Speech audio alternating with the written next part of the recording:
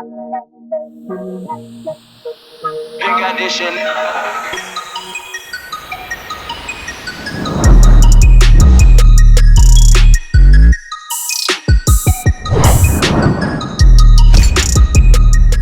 What is up, everybody? TechChucker here, and today I've got a review for you of the GameStop exclusive DC Collectibles Batman vs. Teenage Mutant Ninja Turtles, Raja Ghul, and Shredder.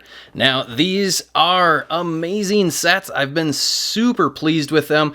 So happy to have this final set of the series as far as we know. Don't know if they're planning on doing any more, but I have really been enjoying these sets. So let's not waste any more time. Let's go ahead and crack these things open and take a closer look. Here they are out of the packaging. I have to say, aesthetically, these things look really good. DC Collectibles really nailed the likeness, I think, from the movie.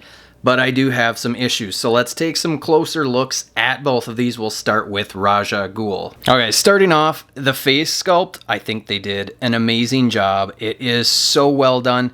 The only thing that I don't like is they didn't give the lips any extra paint tone, so it's just the same skin tone color as the rest of the lips. But the eyes are painted very well, and the little, I don't even know what these little goatee beard things on the sides are called. Those are painted very well also, and then also the back of the head with the gray on the bottom and then the brown up top. Very well done, very cleanly done, nicely sculpted with the little receding hairline sort of thing. The cape with the collar sticking up, that also looks awesome, as is this little bracket piece. It's all sculpted on. You're not going to be able to pull that off. It's attached.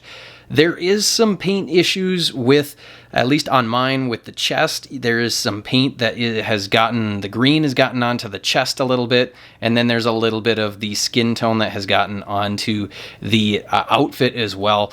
But otherwise, I think for the most part, the paint is very well done. I really like this gold. It's kind of got that shiny look to make it look like it's really metal, which is pretty sweet. There's not a lot, there's no real shading, but that's to be expected for a cartoon. Here's my biggest issue. They almost nailed it with this cape, but the issue that I have, and here's what inevitably always happens, your best rant is not recorded. So we're doing this at my desk. My biggest issue with this cape is the way that they sewed it. They could have had a great cape on their hands, but the way that they sewed this with this seam on his shoulder, folding it over, all of this cool little, yellow accent is covered, and you can't really move it over. It is so annoying. It's so stupid. It could have been so awesome. I am a little concerned that this stuff, because it's like a ironed on sort of design, that it might come off over time, but not a big deal. The biggest issue is they sewed it down so that you cannot see it, and it just looks stupid on his shoulder like this.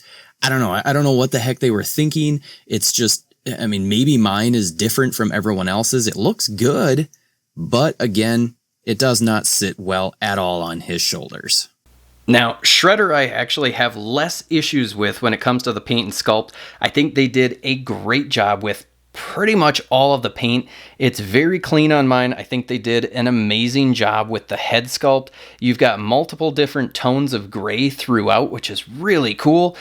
The eyes on mine are very cleanly done, so excellent job with that. All of the armor on here is looking really nice. I do have a chunk of purple that for whatever reason got onto his forearm, but luckily it's kind of on the inside, so I'm not going to notice that too much. The rest of it, all of the accent pieces, very well done. The panel lining, for the most part, is pretty clean. Where I have my biggest issue is, again, with the cape. The way that they have essentially, put in the seam, it just is a little bit weird. It's weird. And I get what they were going for. They wanted to have it in a little bit, but it just, I don't know. I'm not a fan of what they did with that. I do like the cape. It is nice and stretchy and kind of thin, which is good. It lays fairly nicely. A wire would have been great on here, but the biggest thing that bugs me the most about this is this shoulder piece. For whatever reason, I think is meant to be taken off. So you can see there's two little pegs right there, and those peg into the top of his shoulders. Where you run into an issue is those pegs are supposed to go through holes in the cape, and you gotta line it up. And so once you've taken this off, good luck trying to line that thing up and get that back in. So that's my biggest gripe. For me, they probably should have just glued that shoulder piece back on. I don't see any reason why I would be displaying him with the shoulder pads not on, but it's not the biggest deal. I do think that Raj's cape issue is probably my bigger issue with these, and I'll get over the Shredder one. All right, let's go ahead and measure these two up. They're pretty good height, I would say, for these figures. Shredder is coming in at about 6.5 to the top of the head, getting close to 6 3/4 to the top of this little spike thing. And then Raja Ghul is coming in at about 6 1/4 inches, so a pretty good size, I would say. Let's go ahead and throw in some other figures. Let's see how Batman compares, and we'll throw in Leonardo and Raphael, Donatello, Michelangelo, Robin, Batgirl, and then Alfred. Will throw him in the back. So I would say scale-wise, they scale really well with all of these. Raj maybe could be a hair taller in my opinion, but as far as scale with the rest of them, I think they did a pretty good job. All right, let's go ahead and take a look at the articulation. We'll start with Shredder. His head is on a ball peg. Can't really do a whole heck of a lot. Can't really look up. He can't really look down much at all either. So that, again, is in line with the rest of the figures. He can look side to side. That's good, but there's not much for twist. So when he looks, it's just that one way. So you don't have a lot of options there. In the shoulders, he has a ball hinge, and he's kind of able to get his shoulder out. Not too bad, but it's not even 90 degrees. That's a little disappointing. He is able to swivel that shoulder, but the shoulder pad is definitely going to get in the way of that, and it's going to rub, so be aware of that one. He is able to only bend his arm about that much. That, again, also very disappointing because of that single ball, single hinge. He is able to swivel at the top of the elbow, which is kind of nice. He has a ball hinge in the wrist, and these are okay, but they're a little bit small, so I am a little afraid that they're going to break, so just be careful with that. Down in the torso, this also is kind of disappointing. It looks like it's going to be good because you've got a torso joint right there and a waist joint, but really the only thing that it does is swivel. It doesn't, crunch side to side, and it barely goes forward. It basically doesn't go forward, and it doesn't really go backwards. So it's essentially they just gave us another swivel, which, okay, fine, but you get that with the waist swivel. So we didn't really need it. Got you excited, and then it wasn't even there. So that's a bit of a bummer. Down in the hips, he's got, I believe, T-jointed ball joints in the hips. Can't really do a whole heck of a lot because of this skirt thing. This really does get in the way, and it limits him quite a bit. You're not getting any further than that, which is a huge bummer. He is only able to kick forward about that far, again, because of that skirt getting in the way, and then kick back only about that far. Again, that is very disappointing. And then he has an upper thigh swivel. That works good. So I guess that's good. Double jointed knees. Those work really well. And then down in the ankle, he has that kind of weird hinge-like ball. It works decent enough. You can get his foot back that far and foot forward only about that far. So not very much. There is an ankle pivot. That works pretty good. So, and then you can kind of twist it. But overall, articulation on this Shredder, not very good. All right, so the articulation on Raj is pretty well the same. His head is on that ball peg, can't really look up, can't really look down. He can look side to side. That's okay. There's almost no pivot. or twist or whatever you want to call that, tilt. Not really a whole heck of a lot, so that's disappointing. In the shoulders, he's got that ball hinge in the shoulder. That works pretty good, but almost 90, so I guess maybe not very good. He is able to swivel that, but just be aware that it's going to kind of get weird with it pushing it out.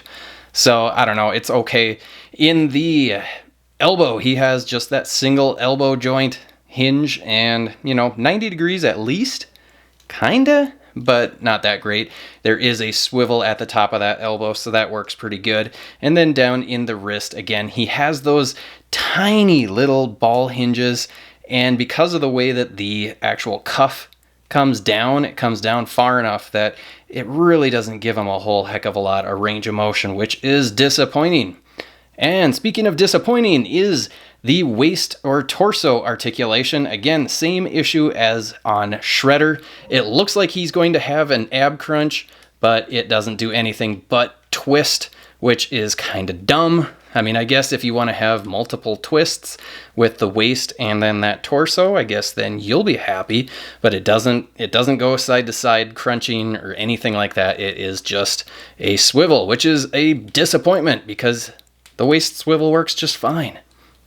Down in the hips, he's got T-jointed ball joints in those hips, and again, can't really go very far because of this skirt thing, and this skirt one is very short, so yeah, that's a bummer. If they had made it a little softer, it's kind of a harder plastic, which is a bummer.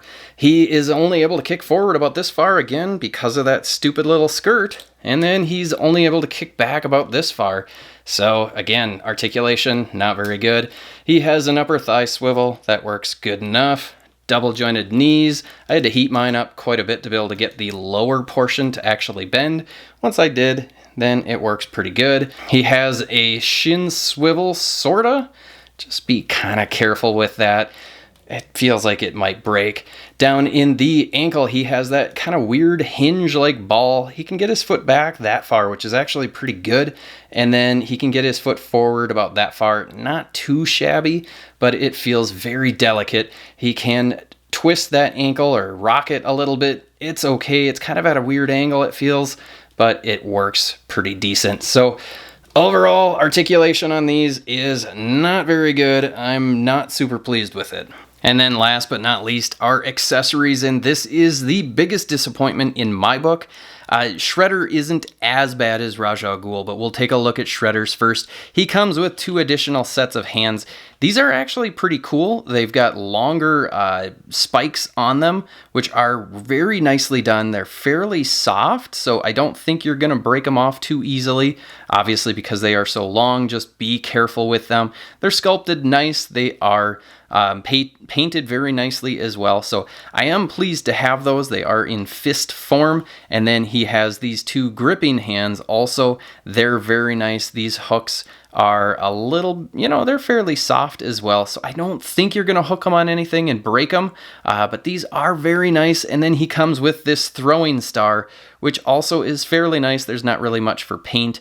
It's just this grayish silver. It's gray. But it is sculpted fairly nicely. You can see little details that are actually sculpted into it, so that's nice. The coolest piece is this TCRI Canister of Ooze, which is really quite cool because the actual whatever this is translucent kind of, so you get a little bit of a glow with the light going through it, which is very cool. I really like that feature a lot. That is super cool. It is painted nice enough. Mine is bent though. I mean, come on, why is it bent? But anyway, still pretty cool accessory. And then Raja Ghul, again, like I said, most disappointing accessories. He comes with 3 pieces, which that's disappointing. With this price point, I would have expected a little bit more for both of the figures. He comes with 2 alternate hands. He comes with this one kind of holding hand, and then he comes with this particular hand, which is kind of like I forget what it's called, this move, whatever hand, whatever it is.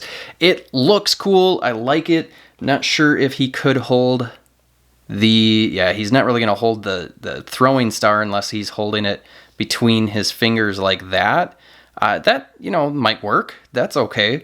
And then he comes with this sword, which is actually very well done. I like what they did with it. This sculpted very nicely with the little detail in the actual handle of it.